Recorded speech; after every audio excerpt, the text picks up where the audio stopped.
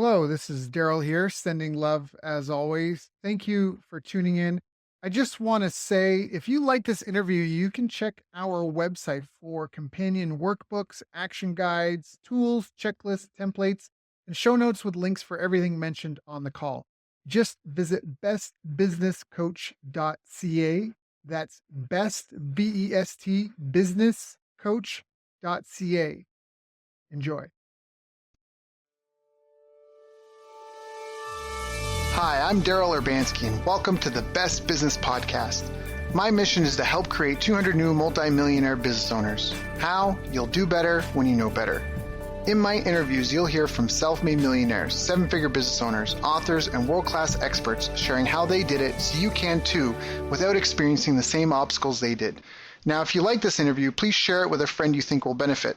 They'll appreciate it, and I will as well. You can also connect with me on social media. Look for Daryl Urbanski, D-A-R-Y-L, Urban Ski, U-R-B-A-N-S-K-I, and add me so we can be friends. Now sit back, relax, and enjoy what I've prepared for you right here, right now. Hello, everyone. Thank you for joining us. My name is Daryl Urbanski, your host as always, and today we are joined by online marketing expert Kim Barrett. Kim is the founder of Your Social Voice, an online marketing and lead generation agency serving experts and small business owners. He started marketing 10 years ago and has worked for many different types of businesses, including accounting firms, IT companies, and grain trading companies, where he focused on growing their businesses' profitability with better marketing strategies. Using his expertise with online lead generation, Kim took his agency from zero to $100,000 a month in sales in under a single year. He is now an international best-selling author, speaker, and trainer. He's taught marketing around the world in 10 different countries and for 20 different industries, helping many businesses grow to 6 and even 7 figures. Today, he's joining us to share some tips and tricks for how you can generate more leads with less effort in your business using online marketing. Kim, thank you for joining us, my friend. How are things in the land down under?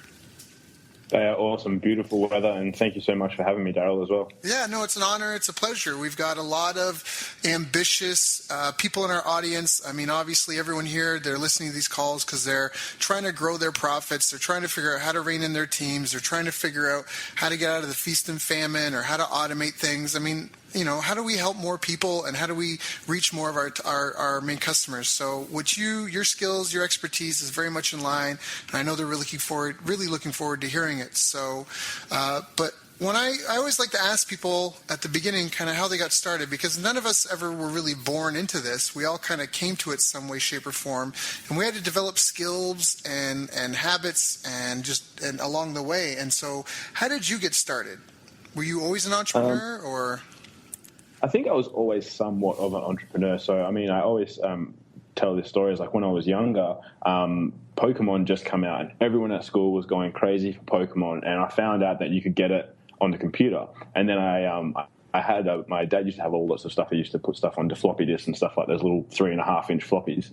So I pulled those out and started downloading Pokemon onto these floppy disks and then selling them at school for like $5. And I think I was like 7 and I made like $200 in a week. And I was just like, wow, this is cool. I was like, I want to be in business. I want to be a business person. Like, it's wicked.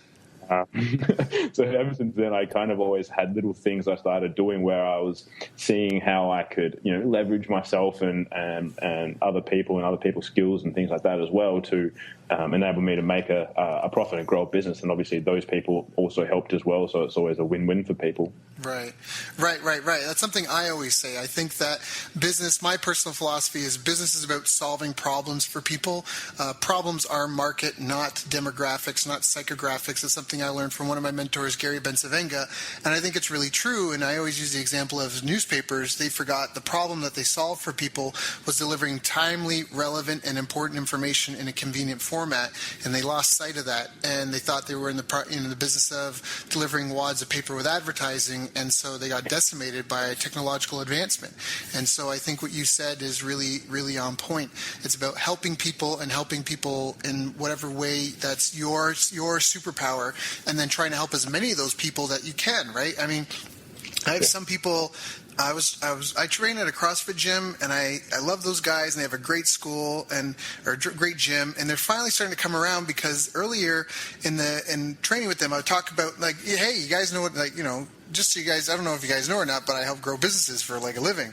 And, and I tell, but it was almost like they were adverse. They're like, well, we're not trying to grow too fast and we don't want to get too many customers. And some people have like an anti-growth mentality. Have you ever encountered that with like any of the clients or people you worked with? Like they're afraid of, getting too many customers, too big, too fast. Is that a legitimate concern, or what's your opinion?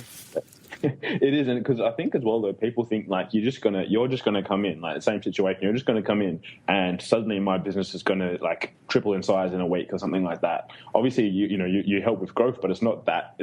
Obviously sometimes it can be exponential, but it's not like that. Like I had the same thing. I train at a boxing gym, and they have an amazing offer which they don't even promote in their gym. So they like, unless you kind of just figure it out, it's not even promoted in the gym or anything like that. I went in there and I was like, I help businesses market and so they can improve their profitability.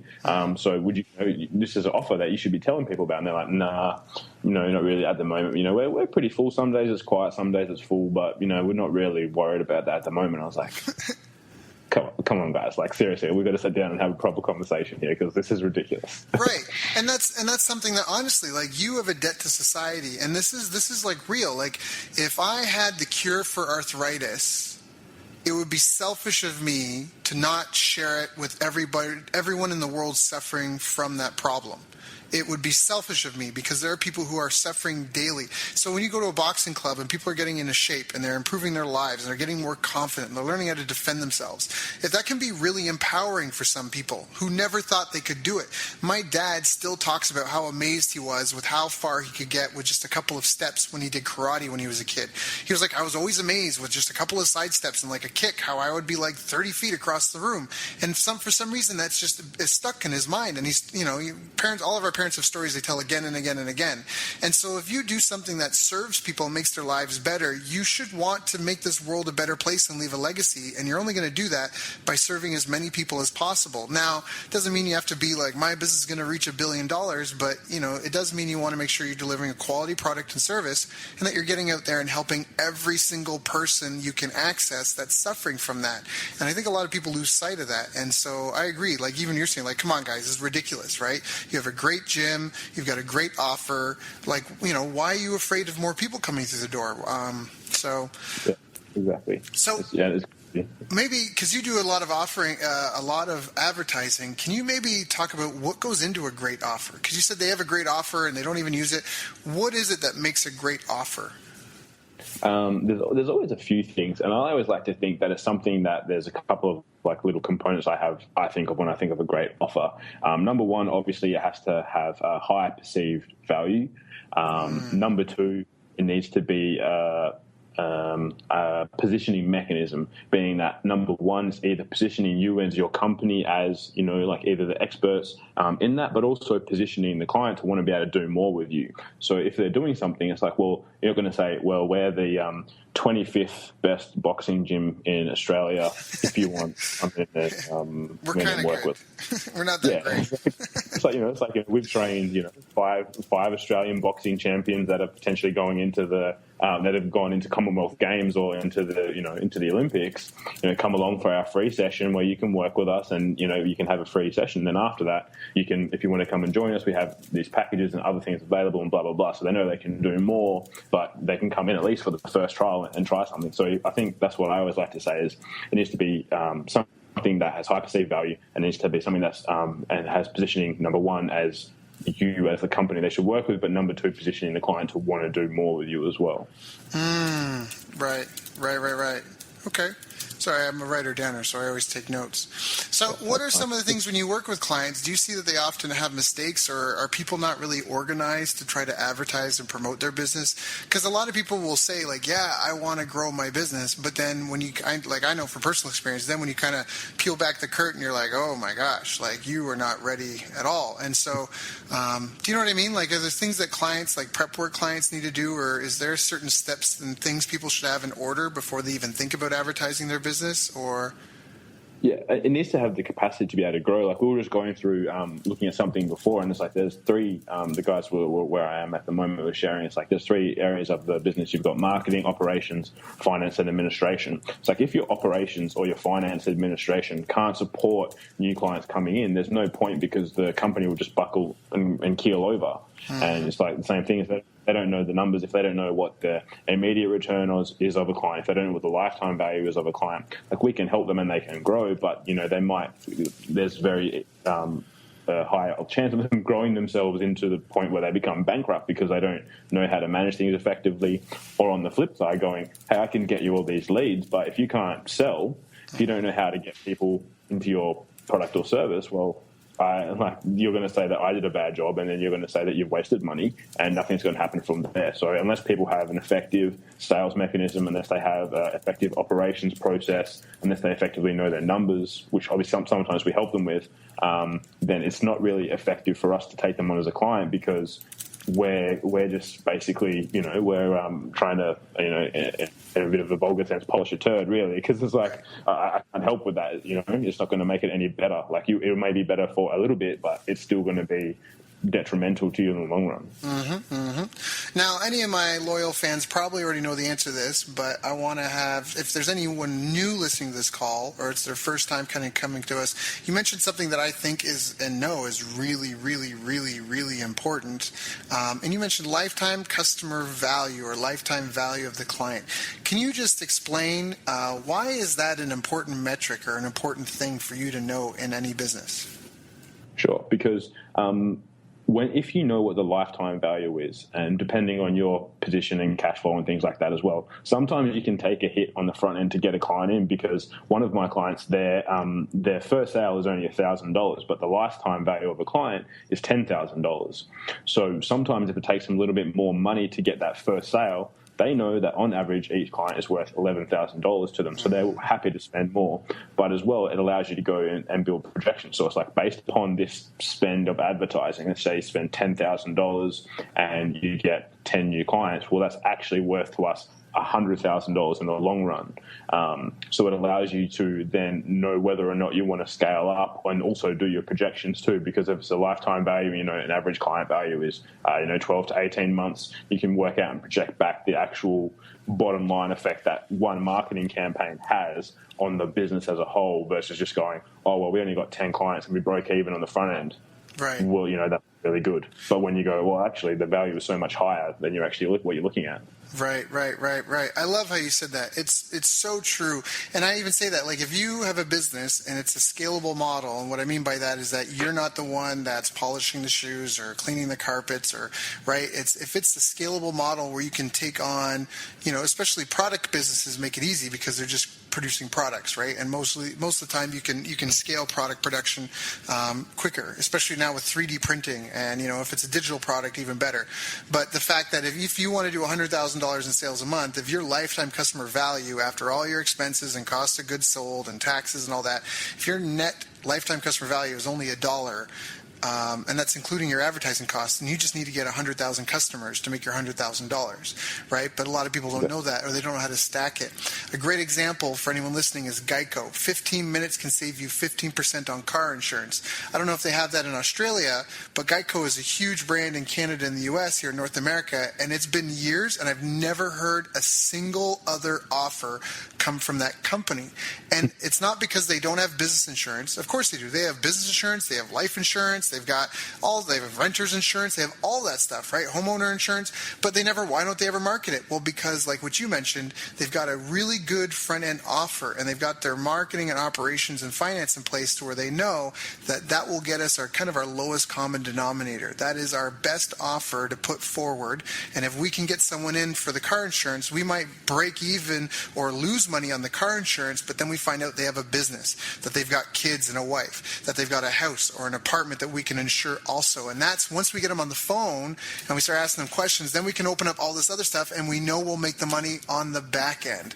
And I really want to emphasize that for some people, because a lot of people, they don't really get it, that when you own a business, in a lot of cases you're in the business of buying customers. If your business is based on word of mouth advertising, you are limiting yourself, and it is very dangerous, because people, like, if a recession happens or anything like that, you feel a noose tightening around your neck when sales stop coming in. But if you are someone like Kim, who can go out and flip a switch and be able to turn on leads and know you've got an offer that converts, it doesn't matter as much what the economy is doing, because you know where to go and get people, and you know how that, look, I might lose money on the front end, but I'm going to make it up on the second month. Or, and I would caution anyone, unless they're really well versed in this, to go past kind of 3 months.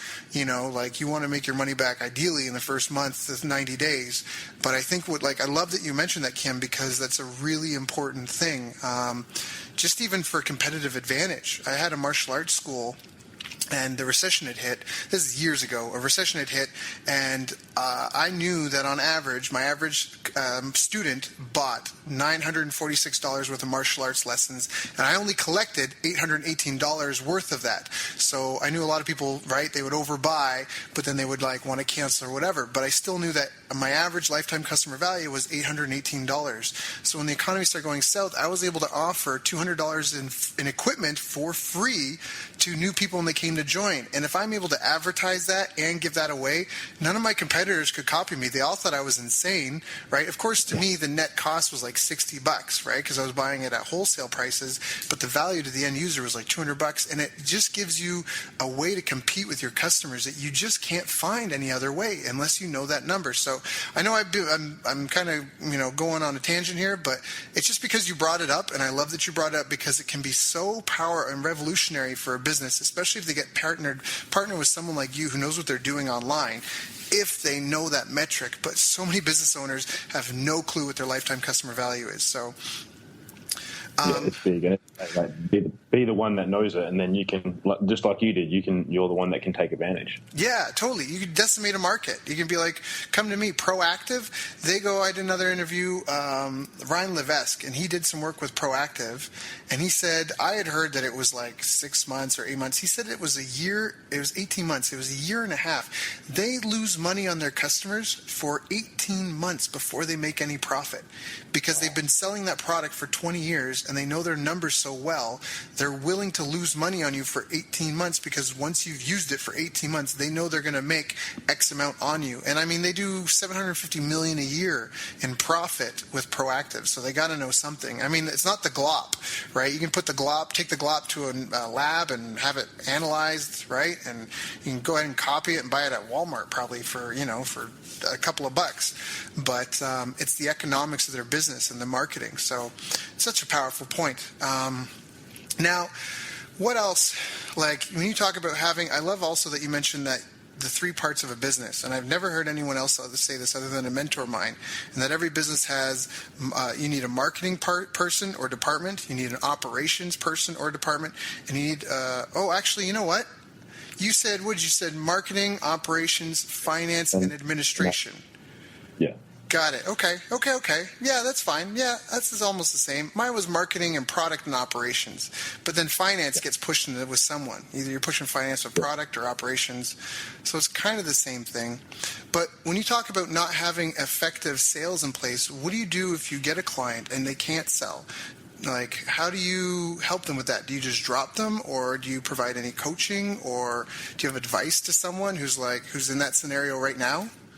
Yeah, so what I normally do is we have a couple of joint venture and referral partners that we'll pass on to. Eventually, we may look at providing that in-house as well. Like I have, because I was in the same situation. Like I have a I'll say probably a reasonable sales ability, but I brought on a salesperson who was probably operating at like 30% of what I was, and I was like, oh, this is a headache. Like, this is a nightmare. How can I train him? So I tried the best to teach me. But if someone who knows 60% teaches someone fresh, maybe they get 30% of that. So they're not operating at the same level as me, because I only have a limited ability in what I can teach too, because of my specialty is marketing. It's not sales. So what I did is I went, okay, I've got a sales and business mentor. Let me find I've got a marketing and business mentor. Let me find a sales mentor who can improve my sales ability, but then also mold my sales team into a great team. Because I just said, look, and obviously there's plenty of free training. Anyone, you can just go on, like Grant Cardone's YouTube channel and watch a few of his videos, and you can get a bit of sales insight there. But like, find a mentor who has that specific ability. I really believe in finding someone who has a particular skill set where they specialize, or they know a particular area very, very well, and just learn from them and just go, okay, cool, I want everything I can from you in this area. That's something to do. I've just gone, look, I can't work with you. You need to go and speak to one of these guys, or you need to go on, just come back when you have that ability, because otherwise it's not going to be good for either of us. Yeah, I agree. So for you and your business, I mean, obviously in the intro I talk about some of your successes, but I know everyone in business has ups and downs. What were some of the greatest challenges in your business career, and how did you overcome them? I think it was at the very start was because we kind of went very broad, and like I mentioned before about like specializing, we went broad and said we're going to start with social. I started with social media management because I wanted to do something in like the online space, Facebook and Instagram and things like that. So I said, okay, let me look at social media management. And I got like one very, very small client. And I was like, oh, this isn't how business is meant to work. It's like, aren't you meant to start a business and then you just grow and people just come to you? I was like, oh, okay, it's not actually not how it works. So I started, and then I was like, how can I market myself? And I said, well, what is it that businesses really want? And it's really, they want something that they can attribute to growing the business, because then they don't care about, or they do care, but they're not as worried about the expense that they're having, because they are investing in something that is like has a tangible, measurable result. And at the time, even now, like 3-4 years ago, people were going like social media. It's like, yeah, we don't need that. And it was it was such a, like I had to make a pretty, like I think it was probably 6 months in, I had to make a pretty fundamental shift and go, okay, let me focus on social media lead generation, or like, generating client leads and marketing the platform that will generate leads that then attributes to sales. So it's trackable, measurable, and they go, actually, I can see the difference you're making to my business, versus going, oh, yeah, your Facebook page had 20 new likes this week and your engagement has gone up and there's a little bit of traffic going up. It's like, it's not as measurable. So for me, I had to make that was a challenge, because at the start I was like, yeah, I want to do, social media management and do all these things. And I was like, actually, this is not good. Like it was good, but I was like, this is not what I need to be. This is not going to be profitable or scalable to the level of profit I want to get to. Right. So how do you do that? How do you trace that? If I'm someone I got a LinkedIn page, or I've got an Instagram account, or a Twitter account, or a Facebook account, how do you do that? Because I still see people doing that even to this day. They're like my page, and then I'll be sure. All right, I'll bite. I like their page, and then yeah. What? Well, because that's exactly why we got out of it. Is like, it has to have, and I did a video on this just the other day. I call it like the yellow brick road. There has to be a path for them to follow. So otherwise, it's like you're generating this interest and track, but for what purpose? So for me, I stick to where I can do paid advertising, because I know I can track it and measure it much more. So it'll be, if I drive likes or people followers to Instagram or Facebook, it's to build up, number one, social proof, so that they see, like especially Facebook, because you can see who else has liked the page that you've liked. So it's building the social proof, but then you also must be driving them to an offer, something where they can opt in, become part of and obviously you're really amazing at this as well, Daryl, get them onto the email list and things like that, where you can then and funnel them into your product or service. So then you can go, actually, here is actually what we offer, versus just going, oh, cool, Kim has a Facebook page and he sometimes speaks about marketing stuff. Like, what? Unless someone, and I think when we had a chat before, we're talking about the levels of awareness that people have. It's like, unless they are 100% aware that I need a marketing company to generate me leads, they're not going to come and hit us up. They're not going to speak to us about that. So for the 95% of people that are just in general, they're not searching for the actual thing that they're looking for at that present point in time. They still need to be educated on why they need why, how, and basically taking down the funnel so they can become a client. Not obviously immediately, but once they're educated on what it is. Like, we even did a video on what is lead generation, because some people go like they don't even know what the word lead means. So we're like start educating the audience around that as well, because especially in, I think, I'm from just a small place in Australia, Perth. It's even more so behind some of the other cities as well. So it's just about educating them so they know that, so they then can take the next step. Well said. Now I have a question about buying likes. There was a lot of talk, I'd say maybe early last year, about click farms and that, and buying likes that weren't really real people. Is that still a concern, or is that something that's not as much of a concern as it once was? I think most people know now that that's just stupid, and it's really a vanity metric. Like, if I refer to anyone getting or buying likes, as an actual paid Facebook like campaign based around, if you want to, learn more about lead generation, come like our page for updates and blah blah blah, and then we'll try and get people to turn on their interest in our page so they see more of what we have to say. But that's the only way we will do it. So you'll still get, it's like we're not buying likes in the sense of going and buying 100 likes from Fiverr, but it's actually putting a Facebook ad campaign in front of them, because we know that if a particular section of the audience that we're targeting like it, and then when we roll out our campaign, our actual lead generation campaign to the similar market set, there's already going to be built-in social proof, because if they go, oh, Kim likes this, Daryl likes it, and so does Pete, well, it must be good because they've already liked the page versus their friends. So we build in that little bit of social proofing before we launch it to enable it to be more effective. So do you have any tips for someone who's starting out or struggling? As far as, I love the yellow brick road strategy. Again, same thing. They're getting up and running. They're hearing us talk about this. They're like, well, I just invited all my friends to like my page, and now what am I supposed to do? What would you recommend to them? For sure. I mean, the first step is going, and I don't ever recommend, unless your friends and things like that are actually interested in what your business has to do, necessarily I probably wouldn't actually add them, purely because Facebook kind of picks up as well within the algorithm, from my understanding of it, the general populace of who likes the page as well. So they kind of, okay, if we're going to put this in front of anyone, it's going to be similar people, because they always sometimes have the suggested pages and things like that on the right side column when you're in certain space. So they'll take from that and go, okay, well, let's just say our friend again, Pete, is over there, and you and I like it because we're friends with him, but he's selling horseshoes.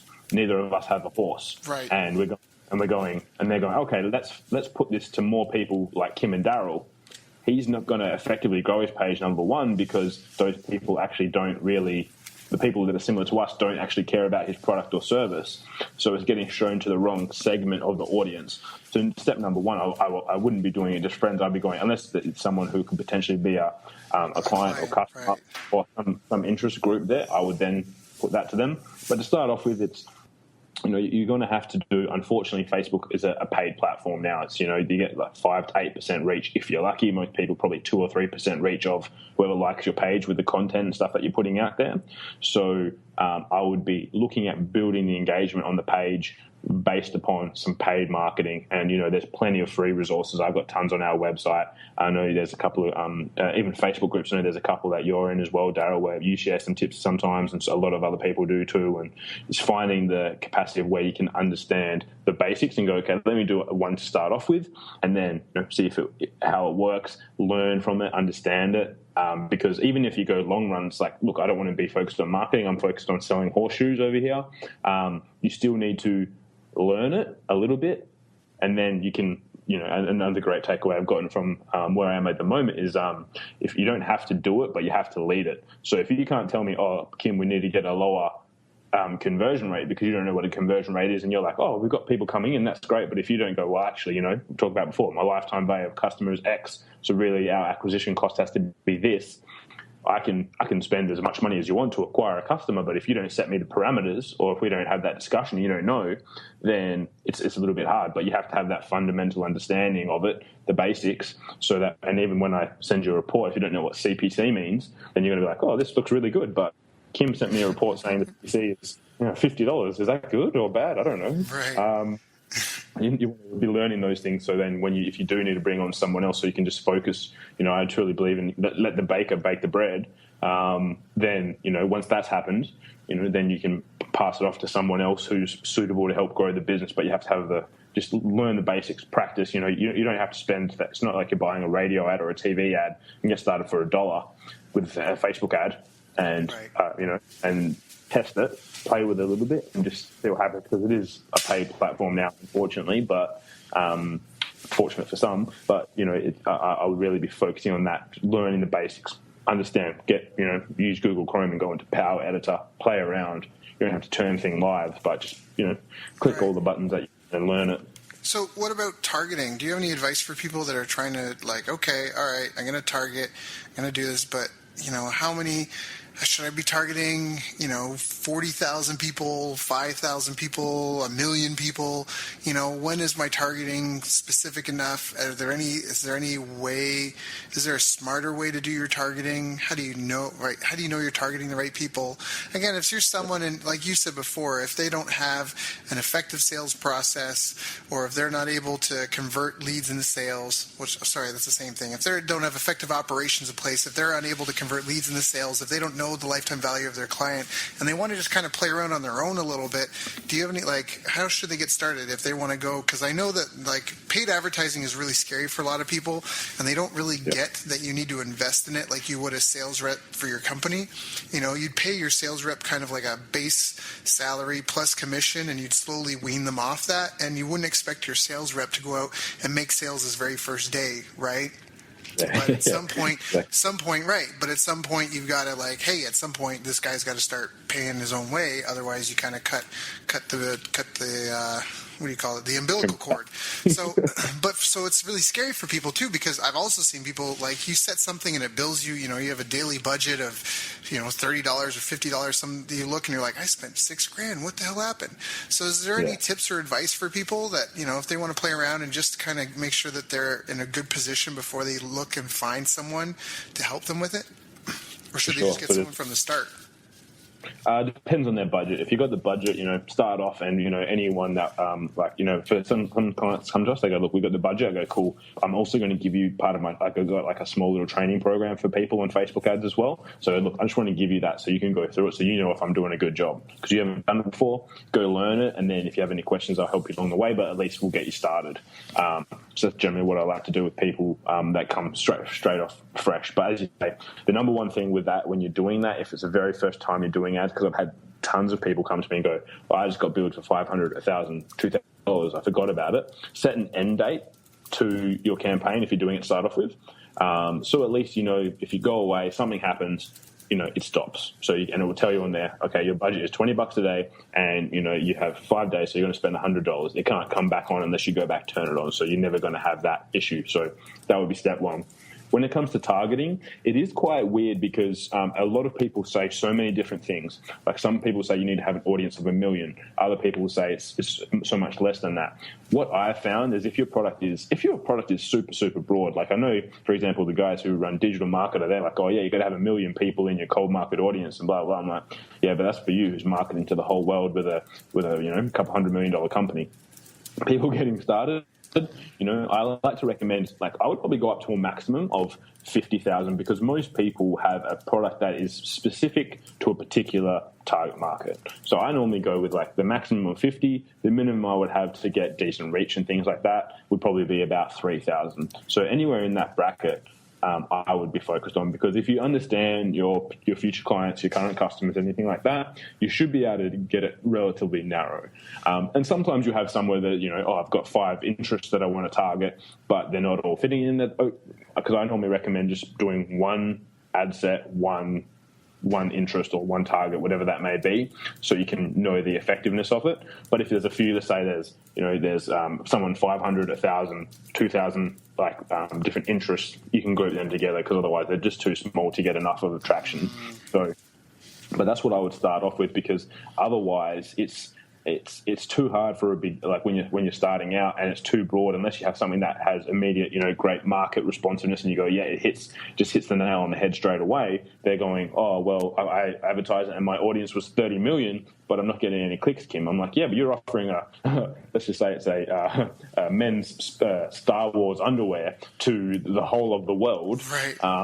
Something like that. It's how about you just target men, 25 to 35 who are interested in Star Wars, as opposed to going everyone everywhere. And it just is a much, too broader audience. And then they have, they don't get it right, because if that target's off, it just messes up the whole, the best offer. But if you're putting it in, as I say, if you're putting men's underwear in front of women, unless maybe they're buying for their husbands or something, they're probably not going to buy it, because it's not necessarily exactly what they want to be purchasing at that point in time, or seeing on social media either.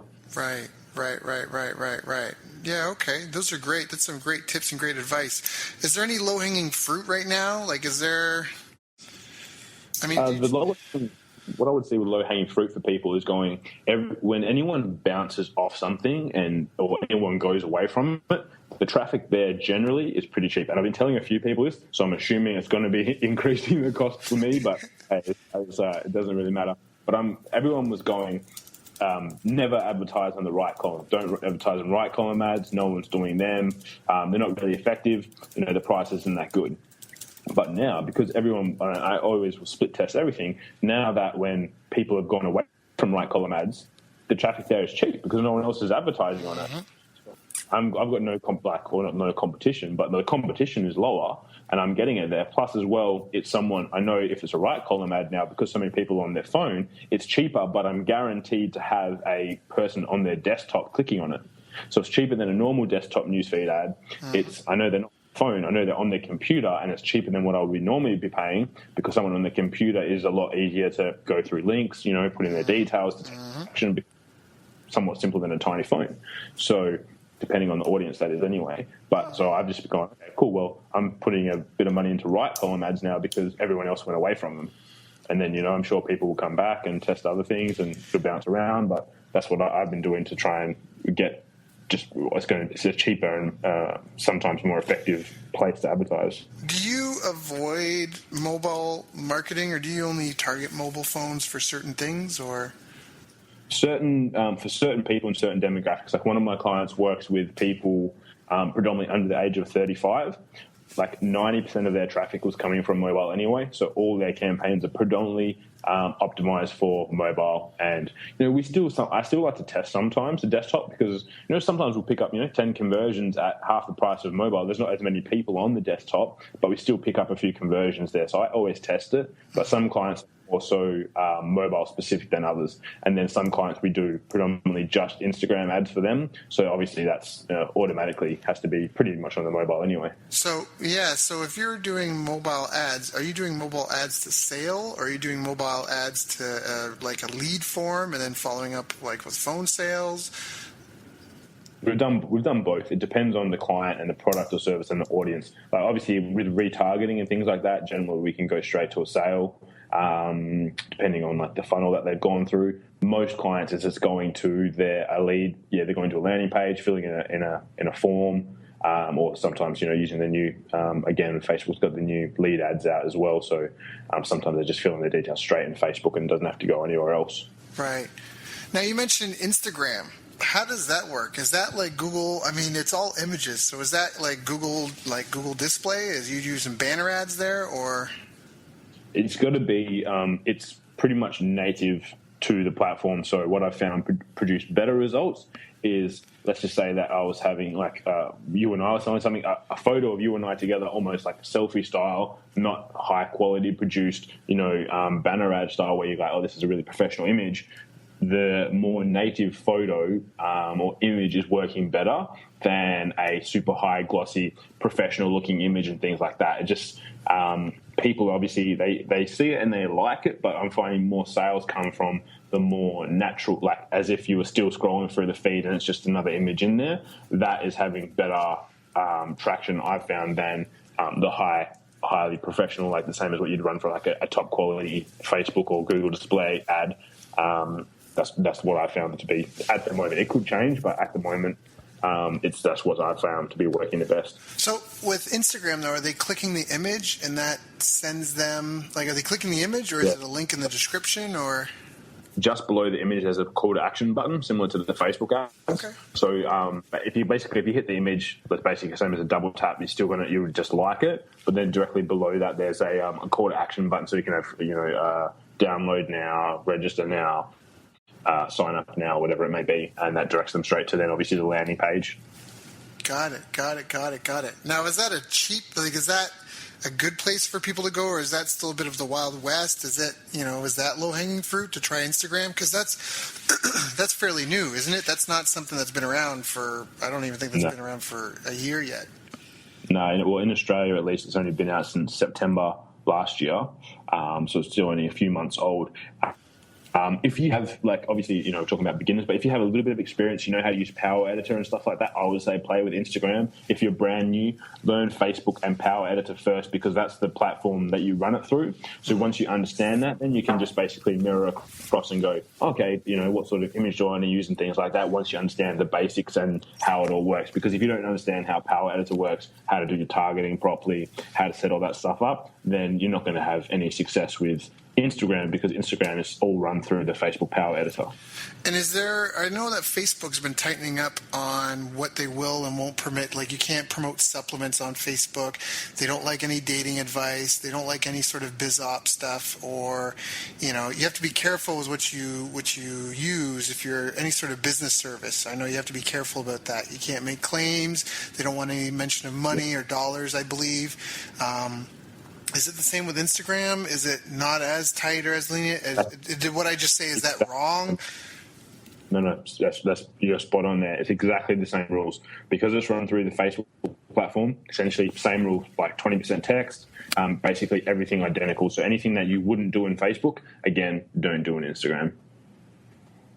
And is it better to send traffic off of the platform? I've heard of some people saying that you should send, like, Facebook has this new thing, lead ads, right now, where people don't even leave Facebook, right? They just see the ad, they click it, and it just sends their info to you in a spreadsheet with all the, I don't know, because I haven't done it yet. I want to get going with them, but it's supposed to, like, if you want their birthday even, like, they see what they're sending you, but they don't have to enter it. Is that cheaper or better to keep them on platform versus sending them off, or what do you think? At the moment, it's cheaper because Facebook's pushing it. They want to test it. They want to get enough data through so they know what's happening as well.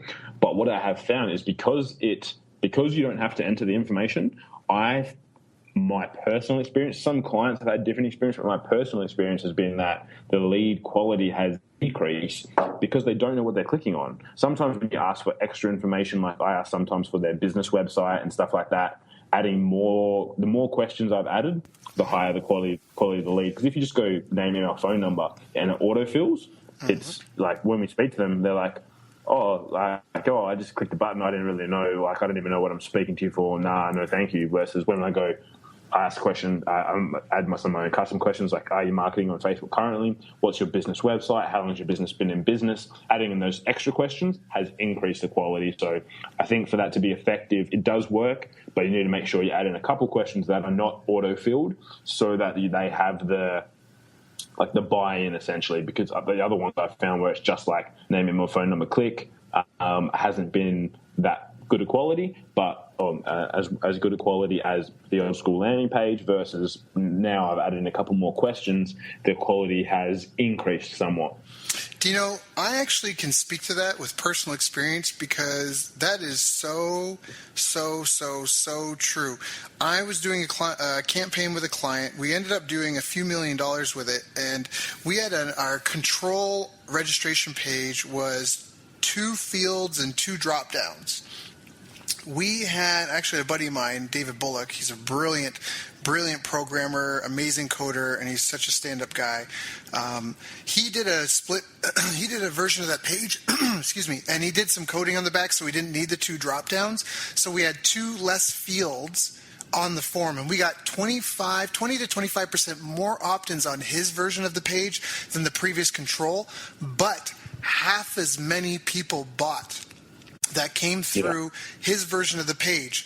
And that's really important, because it speaks that when you're doing all this testing and tracking, for you listeners, it's really important. It's hypercritical. You always track everything through to the sale. Because if we had just been looking at those front-end metrics, we'd be like, oh, we're getting 25% higher opt-ins. Yeah, right? And then charged ahead with that one, but we were actually only getting half as many sales, which is that's detrimental. I have another buddy who did the similar mistake with Facebook ads. His lead to buyer ratio is 2.5 weeks, 3 weeks. So when he got a lead, it was 2.5 to 3 weeks before they would make a purchase. And he was getting really cheap leads on Facebook, and they were converting. So he hired an agency, and these were, I'm just going to say right now, these were not the quality that you are. Like, these guys, he was coming from a scarcity mindset, trying to get things done on the cheap. It was it just wasn't quality, but they were getting him like 2-cent or 30-cent opt-ins. Like, it was really like, because it was really broad traffic, and he just didn't care. He was like, fill it up because they're converting, he thought anyways.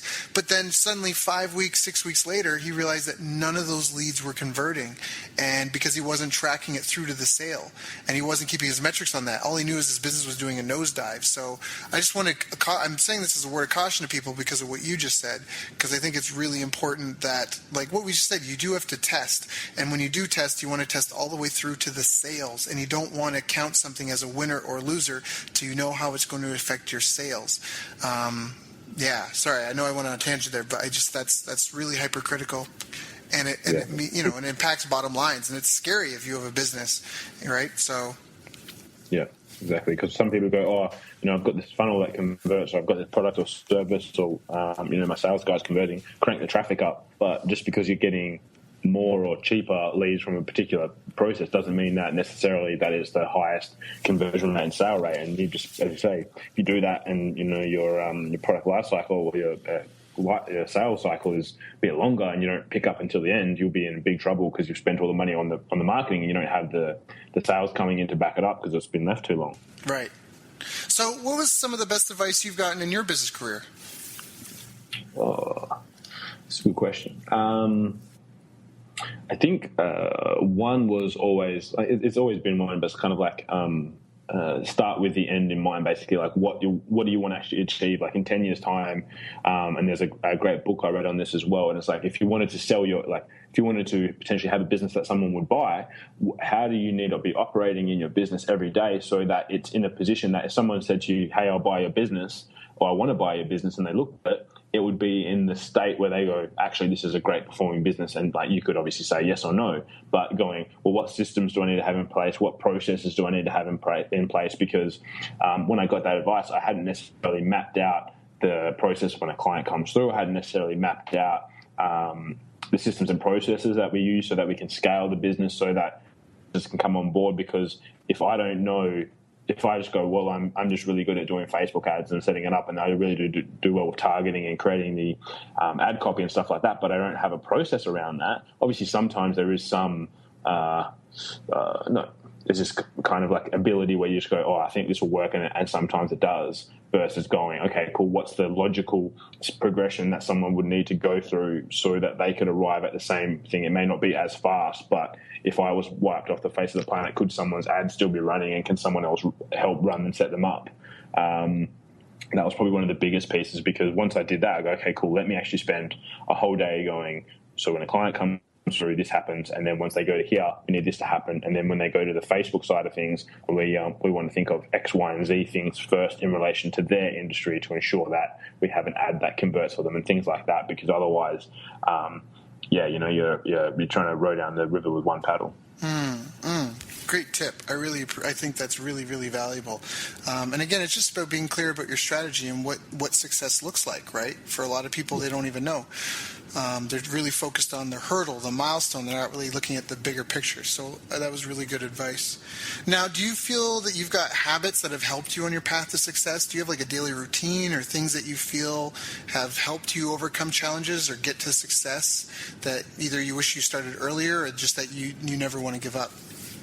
I think, and sometimes it is somewhat of a negative as well, just because it can impact family and relationships quite bad. But I got a really good work ethic when I used to work at an accounting firm. I was helping them grow their business division and things like that as well.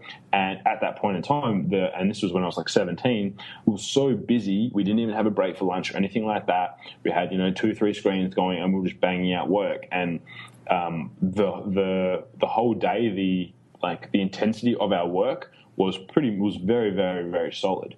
It was not really having any, you have a little break here and there, but you'd just be hard at it, grinding the whole time. And when I went into other businesses and I applied that same work ethic, and some days I had a week's worth of work done in a day just because of that ability to go in there. But I have married that across to my business as well. But it is because I have a business that, some part of last year we had a home office, and then we've moved into a new office this year. When I was at home, it'd be like I'd be working from 7 a.m. to 6 p.m., go to the gym, come back home, work again till 10, 11, and we got a lot of stuff done. Business really grew because of that, just that work ethic, because I hadn't really made the distinction. Well, actually, now I'm at home. This is break time. Everything. It's like I'm in that. Like the work switch is on, and that switch is just, it just runs, and doesn't really stop. Mm-hmm. Which is what I've had to adjust a little bit this year to ensure I still make time for date night, still make time for family dinner, still make time for all those other things that I have to be more consciously aware of, that I have that switch on and just go, actually, cool. That's what part of the reason why we had the office outside of home, because I go there, 7 till 6 or whatever it is, smash it all out there, have that switch on. But when I go home, then I don't ever really turn it off, but I can at least dial it back, because I know I've had my essentially work day in inverted commas, and then I can reel it back in versus just going, all the time at home. I think that's good. What I like about what you said is just the necessity to let yourself have a life, right? Yeah. I mean, it's a catch-22, because I did another interview with Alex Schefrin, and he's a great guy, and he's all about the entrepreneurial personality type. And he was really, for at least me, and it hit the nail on the head, where he said, like, entrepreneurs are momentum-based beings, and we kind of start to freak out, almost like a wild animal or like a pet, if you try to trap it and not let it move. Like if you ever wrap a cat in a towel, like it starts freaking out, right? Because it wants to let me free, let me move. So entrepreneurs were momentum-based beings, and so we need to keep momentum going. And so that's part of why we tend to be such hard workers. And it's true. I mean, Elon Musk says, outwork your competitors. If you're putting in 80-hour weeks, your competitors are putting in 40-hour weeks, in 6 months you'll have done twice as much as they've done. You've gotten made twice as much progress. But that being said, I also have a friend who went to Cuba this summer with this guy, like a group of guys. And these are older guys. These are like 50, 60-year-old guys. And, about 8 to 10 of them went to Cuba. And, they did the guys' weekend thing, and then they all come home. Well, 2 of the guys that went there had just sold their company. They built it. They've been running it for like 35 years, 40 years. One guy had a wife, 3 kids, went home to his family, right before the holidays.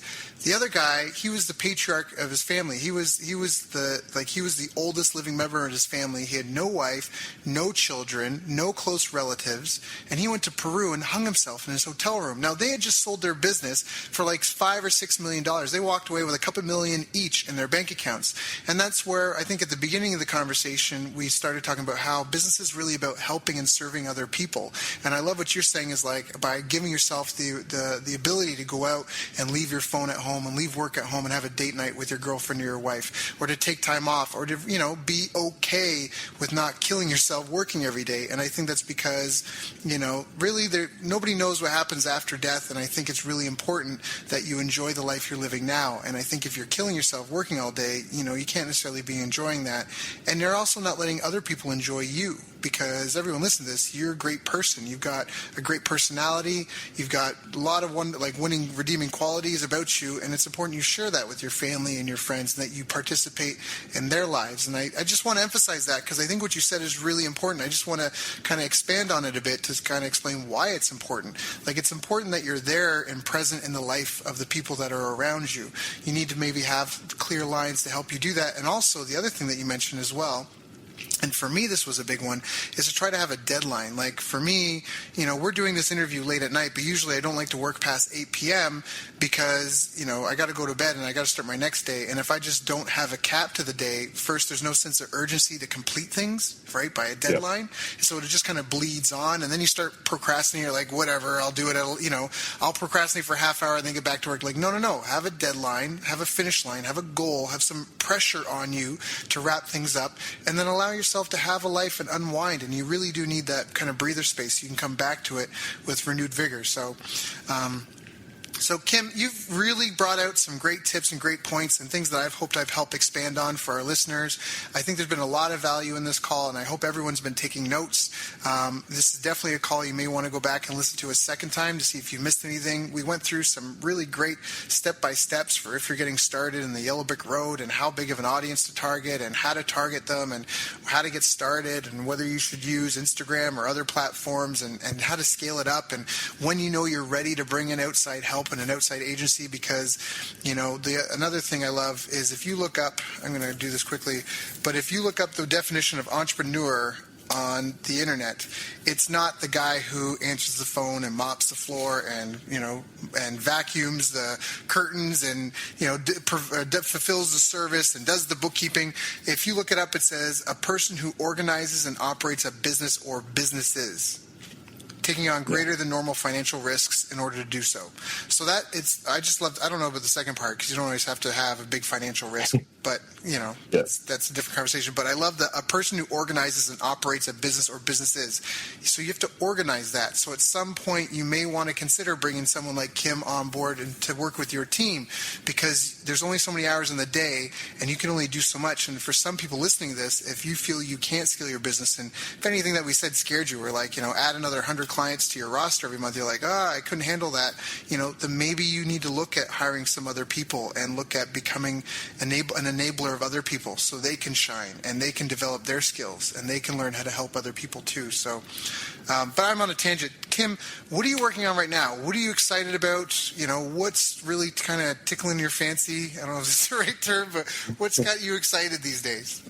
Yeah, because I was say we just got into a new office, so at the moment we're I'm enjoying the fantasy of building out like a Google type office. Hasn't really, so far it's just desks and computers, so we haven't really got that far. But it's that's kind of really got me excited doing that, because now we've got the capacity to take on more clients and do more fun things, and as well as doing we've got a few cool speaking engagements lined up this year as well, so a bit of travel and fun, so that's all really exciting. And getting, as you say, like trying to make sure that I step into that entrepreneur role and having the team built out. So sometimes I feel a bit guilty. It's like I'm over on the east coast of Australia at the moment for 4 days, and like, are the guys even going to go into the office? Are they just going to work from home? What's going on? It's like I want to get to the stage where I go, this is all sorted. So that's the exciting part. Got it. Well, it is an exciting part, and progress, momentum, and growth. That's, as entrepreneurs, that's what we live for, right? So that's pretty awesome. Now, if anyone's been listening to this and they really liked what you talked about, they like your field, they like your vibe, they have questions, or they may want to even kind of, sit on the phone with you or someone from your team and talk about doing business, what's the best way to reach you? How to contact you? How do they just get on your list if they want to kind of hear more info from you? Sure, definitely. So our website is yoursocialvoice.com.au. We've got a couple of reports and a few new trainings we're uploading there. That's all free. You can check out. And then if you want to chat to us on Facebook, or even I've been really pushing the Snapchat lately. I've been told, hit Snapchat. So Real Kim Barrett on Snapchat. Yeah, and facebook.com/Real Kim Barrett on Facebook too. And I've got a Facebook group called K-Bombs with Kim. So as well, Daryl, if you're on Snapchat, add me up so we can chat. Yeah, I will. That's awesome. So pretty much website, pretty much every platform. My handle is Real Kim Barrett, and then we've got a Facebook group called K-Bombs with Kim as well, where I share stuff. Every Friday we do a Facebook Q&A, little webinar as well that's free for everyone. So hit me up on any of those platforms. I'm more than happy to speak to everyone. That's awesome. Well, Kim, I appreciate you and your time today and for coming here and sharing with our listeners. We gave a lot of great what to do and even how to do it. And I know there's a lot of value in this call. So just thank you again. And I just appreciate your time. I know you took a time out of a conference that you're at to come and speak with us. So just thank you. And I'm sure I speak on behalf of all the listeners when I just say thank you for your time. We appreciate it. And I just wish you and your loved ones all the best. No worries. Thank you so much for having me, and same to you. You've reached the end of our interview. Now, first, let me thank you for listening. I appreciate and respect you more than you'll ever know. And now I'd like to ask you a couple of questions. First, what 3 lessons did you just learn? What 3 aha moments just jumped out at you?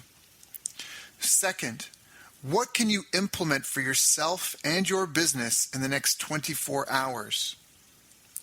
Third, what can you give to someone else to help you with, or give them to just do it for you? Whatever it is, remember, taking action is the secret sauce to results. Now, if you think this interview would be helpful for a friend, please give them a link to it. It'll help them and it'll help me too.